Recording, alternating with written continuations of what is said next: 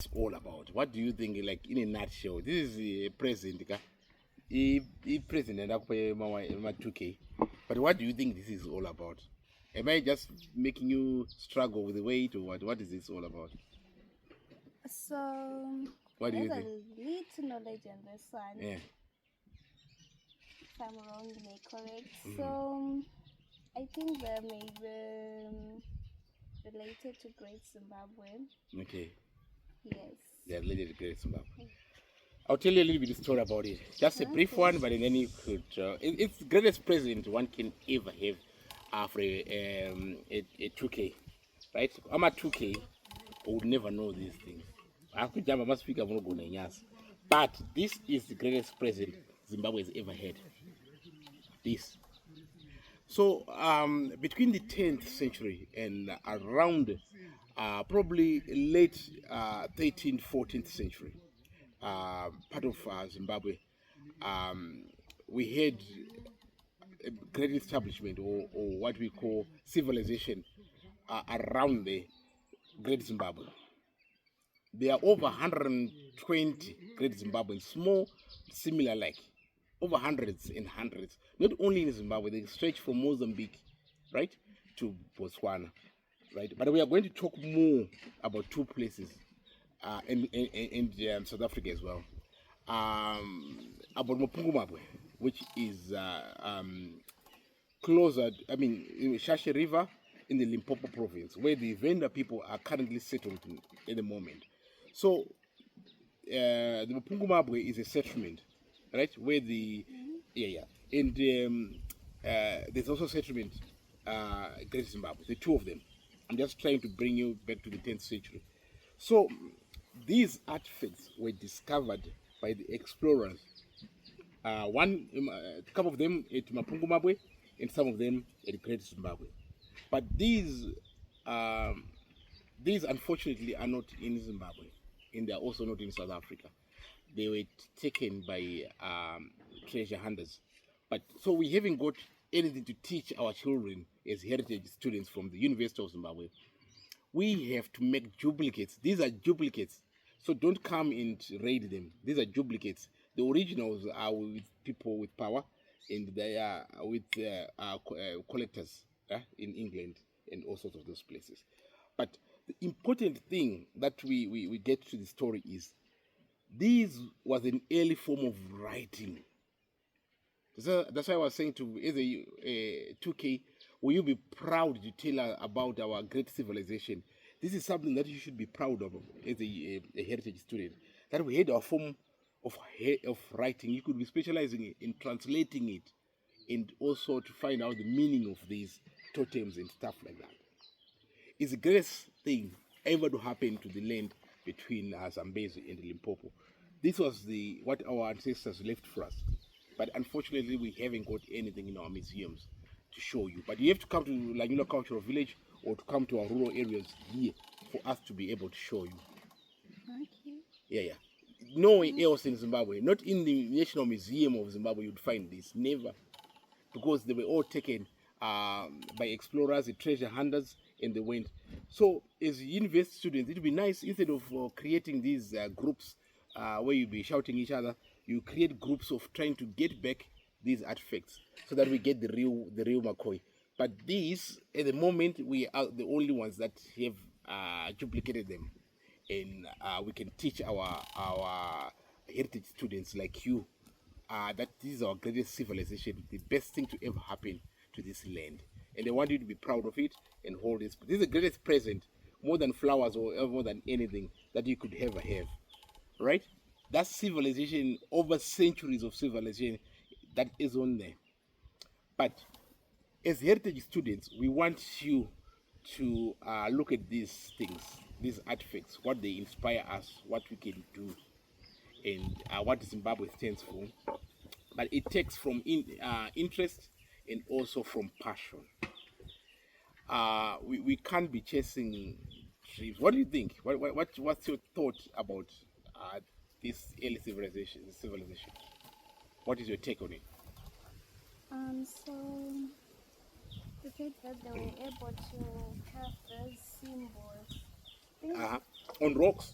Yes, I Uh-huh. think it was their way of communicating. Yeah, In which, in the early books, in the yeah, early written books, they yeah. tell us that Africans can write, Cannot write. Africans are not Can. civilized. Yeah, yeah. But Yeah, this is there's evidence. living proof. Yes, this is evidence Yeah, yeah.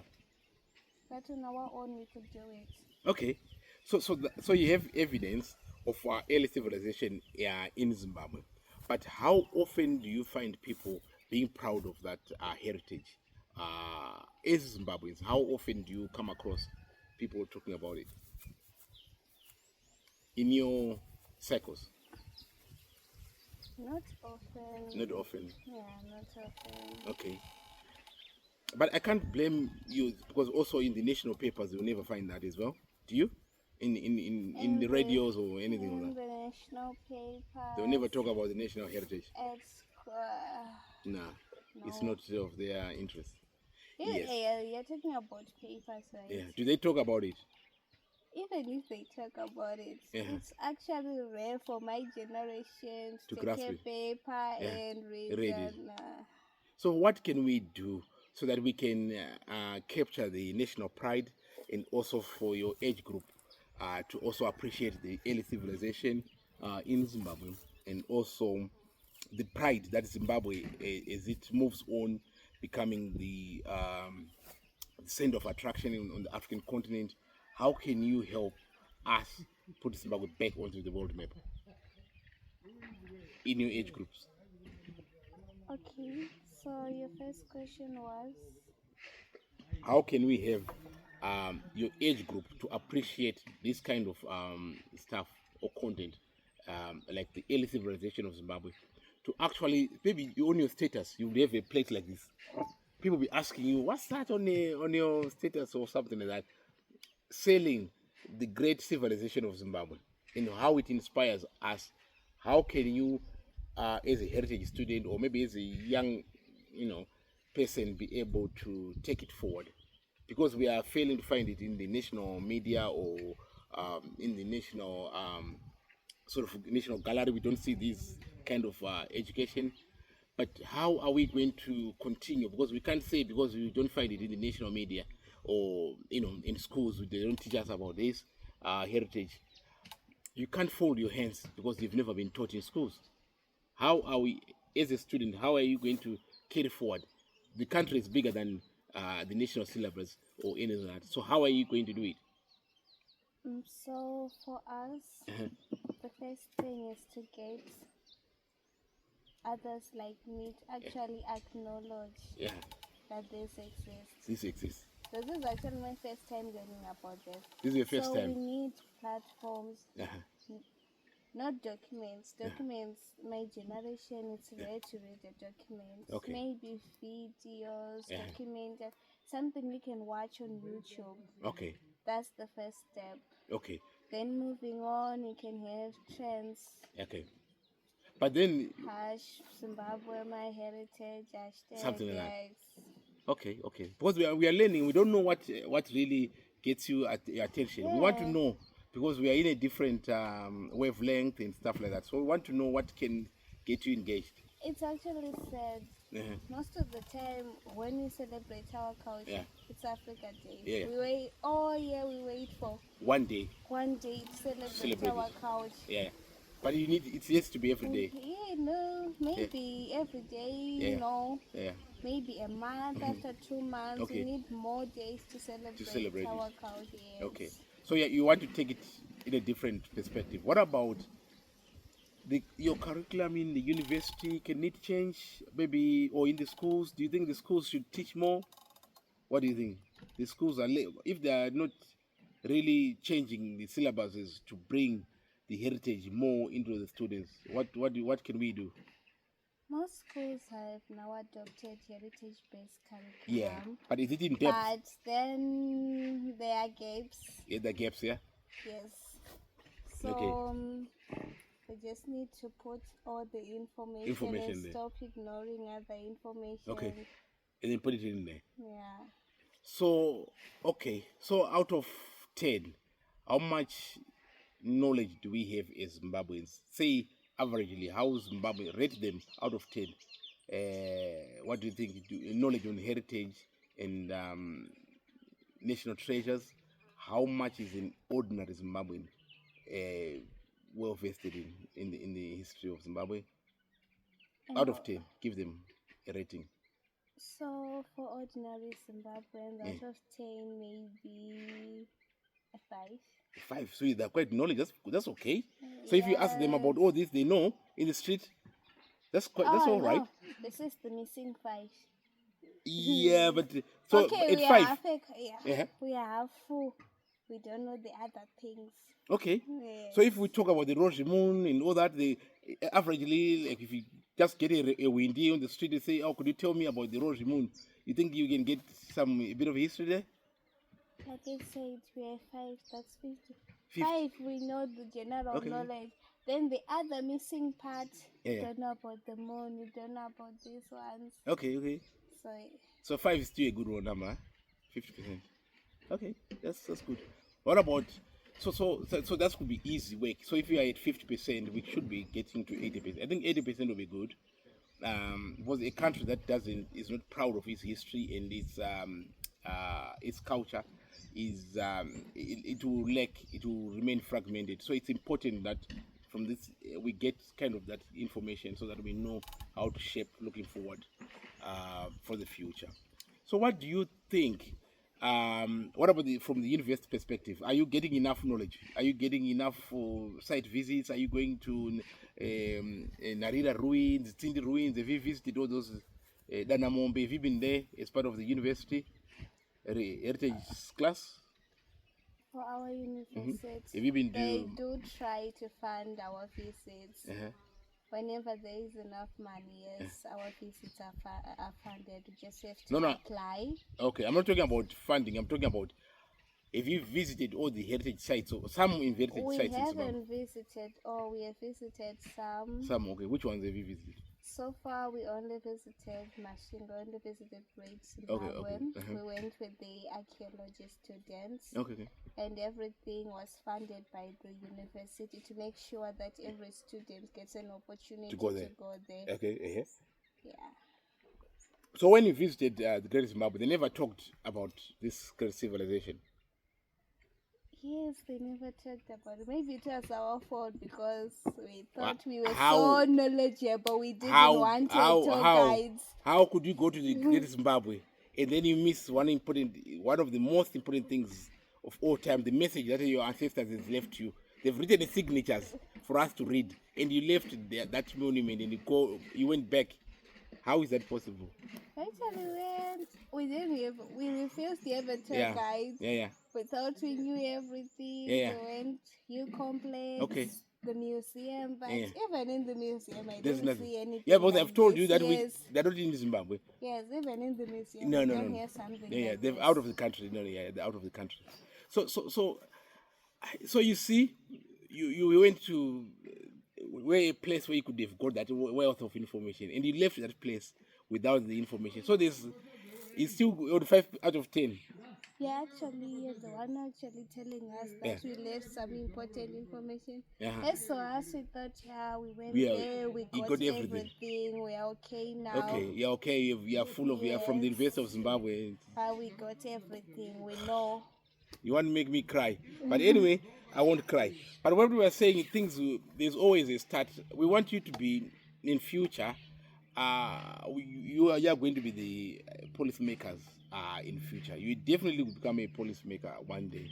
And but your foundation has to be strong on the basis and knowledge about Zimbabwe. So your foundation has to be strong. Site visits to Danamombe. Have you been to Danamombe before? No. Not really. Shangano? I've only been to Great Zimbabwe. You only been to Great Zimbabwe? Yes. So you got over 200 sites to visit as a heritage student. It's kind of a mammoth task for you, but I wish you could cover at least half of the 200 sites of Zimbabwe. Right? And then you come back with a lot of knowledge. So you have a lot of work? Yeah, we have a lot of work as heritage students. Okay, but so do you think the lack of travel also affects your look at things? That you're not traveling much. to see the heritage sites of Zimbabwe? Okay, so personally for me, when I was in Form 5, Form 6, I was not interested in visiting Great Zimbabwe. Oh. Just the thought I would research it and systems. Like, I have to go there and look at stones all day. Okay, and come back. Okay. But is the passion coming back? Yes. It's kicking in. Kicking in. Okay, so later it's okay, never late. But you think would you want to be a policymaker in future, like in 10 years time? What do you want to do, like say in 5 to 10 years time? 5 to 10 years time. Yeah. When you've done all the studies in heritage, what do you want to do? I want to be involved, be part or in parcel. Yeah. For the people that will be making change heritage-wise. Okay. Because for now, for me, I'm from Harare, right? Yeah. So most kids from Harare, we barely visit the rural areas. Yes. You can actually grow up without going there. Yeah. So we need to bring back the culture back again. We need of travel. to bring back the culture. Okay, of travel. The culture of travel, even without traveling, just going back to your rural roots. It's the first and re-establishing. Yes, because for now, rural areas, they're just burial grounds when grandmother, grandfather died. No attachment. We just go bury her, then we come back. Yes. Kind of thing. We just bury her, then we come back. That's all. Okay. Well, I see. That's so okay. But are you going to be a policymaker? So you might be one day making decisions.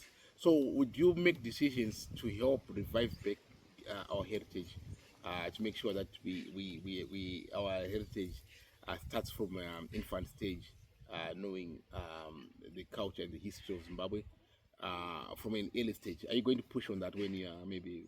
Yes, reviving back our heritage is a must. It's a must, yeah? Because if we do not take any actions as Zimbabweans, when you, the elders, die or when you have gone, with the younger generation, if we don't know about this, it's going to disappear. Okay. So it's a good thing that you're learning the ropes, so that when the time comes, we're getting old. Yes. Yeah, we don't refuse that we're getting old. But are we leaving a good heritage for you guys to take over? We try our best, but you guys have to take forward. Are you going to try and bring the artifacts back from that are outside the country back to Zimbabwe?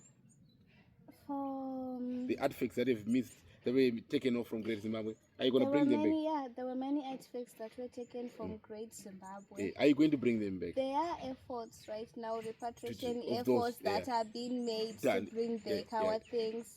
For example, the Great Zimbabwe bed that came from South Africa. Right, Sister John Rhodes, He took that as a present for himself. So slowly but surely, repatriation efforts are being made. So these, you are not going to forget these ones. Yes. They're going to come back here. We need to keep pushing.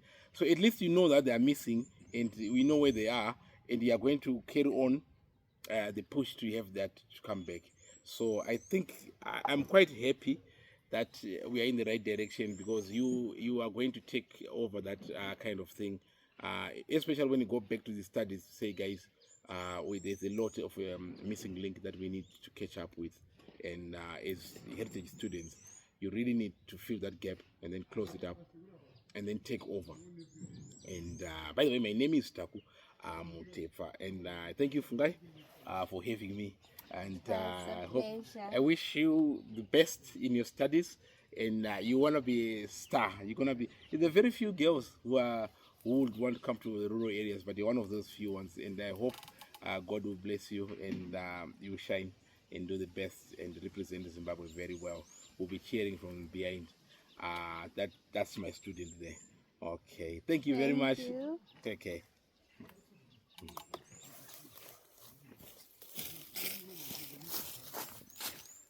Good.